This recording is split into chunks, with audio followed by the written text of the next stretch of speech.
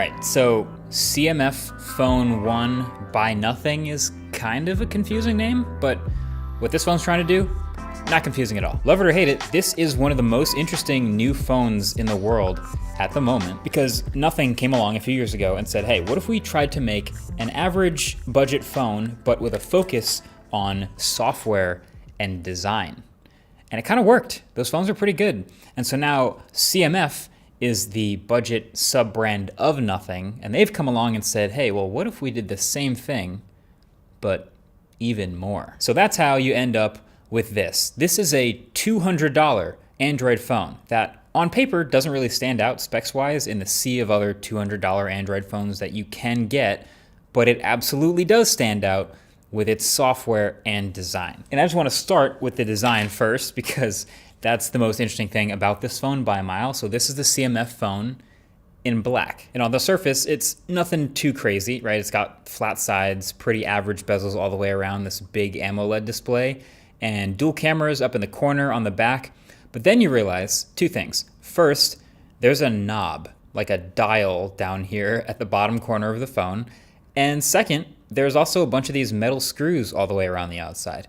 And that's because this plastic back is completely removable and replaceable in a couple different colors. There's black, there's also orange, there's a blue, and there is a light blue, which also kind of has a little green hue to it, depending on who you ask. So right off the bat, this idea is pretty unique. Like for any phone, especially at this price. I remember back in the Moto Maker days, a while ago, you could sort of customize your phone, but that was also much more permanent. And it's been many years since we had removable backs on phones. And even though nothing else comes off and the battery isn't removable, and the back still feels super cheap and flexible because it is, but once it's on the phone, it feels pretty rigid and sturdy, and it's still cool to see the ability to change the color.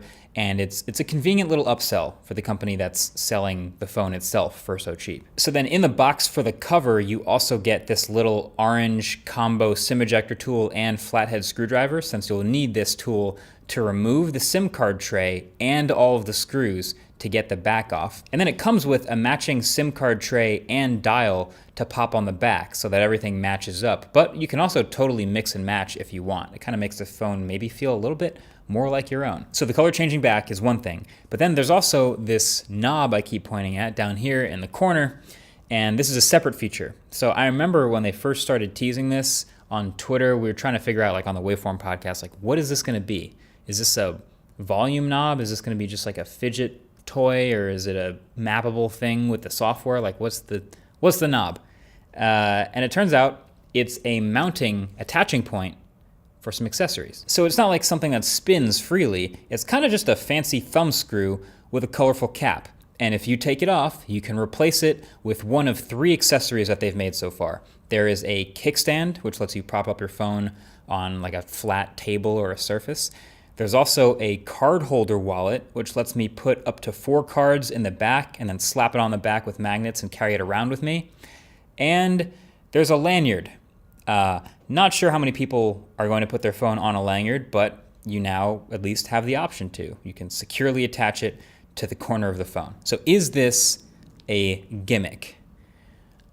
I'm gonna vote no. I think that kickstand is the one thing that I would actually want to have on my phone, or at least the option to have on my phone whenever I want. It's kind of nice that that's available for it, but in general, it's just, the main point of it is it's one more useful thing to separate it from other phones at $200 in the design department. I was gonna say it feels kind of like an ultra budget version of MagSafe, where instead of having magnets, you literally have to screw the thing onto your phone. But then I realized, wait, this magnet accessory, which is the plate that you screw onto the back of your phone for the wallet, connects with this suspiciously familiar looking ring of magnets in the middle.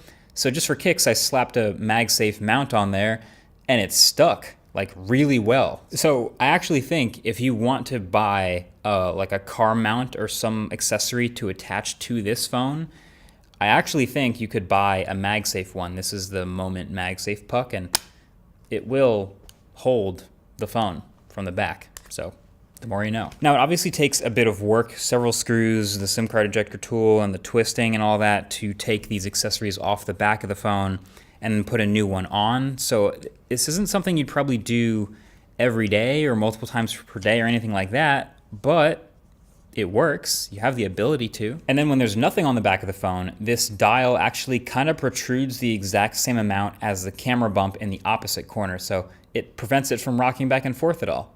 Well played, CMF. Well played. So they've got lots of neat little hardware customizations, but the other important thing about a phone is what it's actually like to use. So I've been using the cmf1 for the better part of about a week now, and to be honest, it feels just like I'm using a nothing phone, which is a compliment. Matter of fact, it's literally running Nothing OS 2.6, and aside from the light up glyph interface, it's not missing a single feature that the more premium Nothing phones actually have. It's got the cloned apps feature where you can have more than one instance of a single app installed. It's got game mode. It's got the clever little one-handed pull-down gesture where you can pull down the notifications without reaching. And of course, all the aesthetics, the icon pack, the home screen widgets, the dots font, all that fun stuff. You still have that spot where you can view all of your notification history. Underrated feature. It behaves exactly like a Nothing phone. And using this phone, I can honestly say that there were stretches of time where I'd forget I was using an ultra cheap phone. Like it's a fairly bright, responsive display. It's typically 500 to 700 nits, but it's an AMOLED that peaks at 2000 nits. And it's adaptive between 60 and 120 hertz with a 240 hertz touch sample rate. So it's decently smooth and quick. So, just flipping around through the daily inconsequential stuff like scrolling through social media or reading emails or light web browsing, for that stuff, of course, this phone is totally fine, super smooth. The chip powering everything here is the MediaTek Dimensity 7300 5G. It's about on par with the Snapdragon 7 Gen 1 as far as benchmarks, and they pair it with either 6 or 8 gigs of RAM, depending on what spec you get. It's really decently well equipped for $200, but you can definitely get this phone to show its price though. Like, it's not perfect.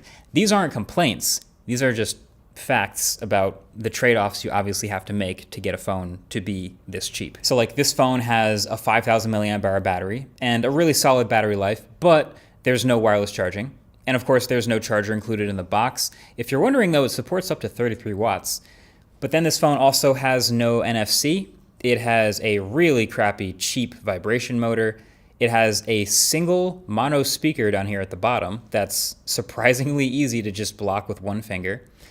The optical under-screen fingerprint sensor, I actually think that's pretty impressive for this price range, but it's also been noticeably on the slower side for me and sometimes asks for multiple reads before unlocking. And then these plastic backs, like I said, they feel fine when they're attached to the frame of the phone, but like a car bumper, when they're not attached to the frame, you can really feel how flimsy they are. These are plastic. The buttons in here they feel like they're literally held on by elastic that I feel like I could snap at any moment. I mean, they haven't yet, but they just look like they could. And of course, with removable backs, the whole phone can't be super water resistant, so it's just IP52 rated. Basically just good for a splash. And we all know budget phone cameras have never been anything special.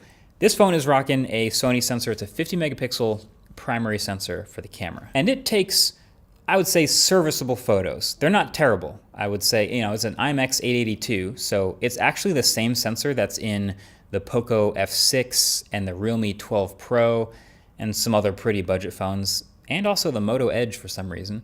But anyway, there's also no OIS, so when the light starts going away, it gets rough pretty quick. And then that second sensor up at the top, that's not a camera at all. It almost never really does anything. Turns out it's just a depth sensor for specifically shooting 2x portrait mode photos to get a bit of a cleaner, more accurate bokeh cutout.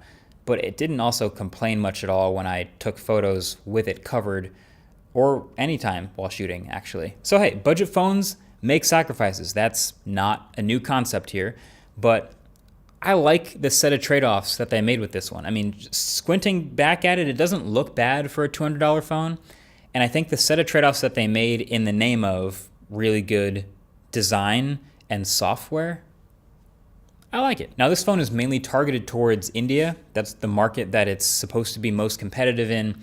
And in that market, yeah, there's other cheap phones. They're a little more expensive than this, but they will also have like the 2 years of software updates and 3 years of security updates. They will also have big screens and relatively thin bezels and MediaTek chips. They're usually not AMOLEDs though, so that's good about this one. And a lot of them will also have micro SD card expansion, which this phone also has. Probably the only notable missing thing is NFC, but just the sheer amount of time I was able to enjoy using this phone and not thinking about its price because of how smooth it is, all the software features it has, that's pretty sick. It's the $200 phone engineered to look cool, basically.